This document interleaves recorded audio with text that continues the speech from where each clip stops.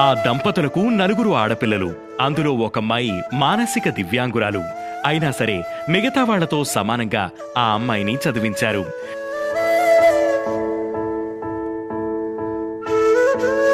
మానసిక దివ్యాంగురాలు అయినప్పటికీ ఆత్మవిశ్వాసమే ఆలంబనగా, మనోధైర్యమే బలంగా ముందుకు వెళుతోంది ఆ బాలిక. తానే పెట్ల మహిమ.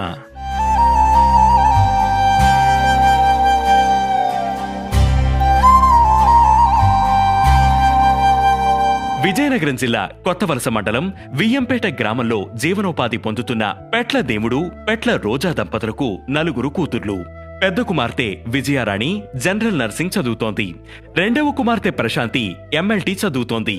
మూడవ కుమార్తె మహిమ ఇంటర్మీడియట్ సెకండ్ ఇయర్. మూడో కూతురు మహిమ మానసిక దివ్యాంగురాలు. అయినప్పటికీ తల్లిదండ్రులు తనను ఎప్పుడూ తక్కువ చేయలేదు.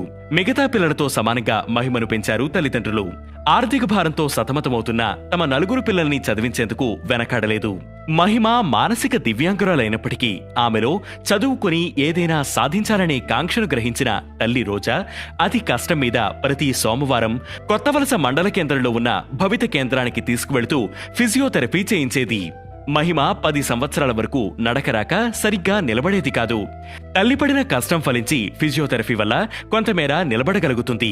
1 నుంచి 5వ తరగతి వరకు విజయంపేట ఎలిమెంటరీ స్కూల్లో ఆమె ఎలాగైనా ఉన్నత చదువులు చదివించాలని తల్లిదండ్రులు కాంక్షించారు. అలాగే కొత్తవలస గవర్నమెంట్ జూనియర్ కాలేజీలో HEC చదివిస్తున్నాము.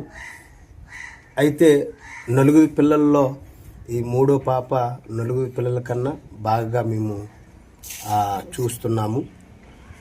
ఆయనను మంచిగా చదివించాలని, అలాగే పాపని మంచిగా తన భవిష్యత్తుని ముందుకి కొనసాగుతున్నాం. గవర్నమెంట్ దయచేసి మా పాప గురించి మీరు మా విన్నపములన్నీ మనం చేస్తున్నాం గనుక మా పాపను గుర్తించి మా పాపకు మంచి భవిష్యత్తు ఇస్తారని మేము నమ్ముతున్నాము. కొత్తవలస ప్రభుత్వ జూనియర్ కళాశాలలో HEC గ్రూప్లో చేర్పించారు. మహిమ కాలేజీకి వెళుతూ తోటి విద్యార్థులతో కలిసి చదువుకునేది. చదువు పట్ల ఆసక్తి గ్రహించిన అధ్యాపకులు ఆమెపై ప్రత్యేక శ్రద్ధ చూపించేవారు.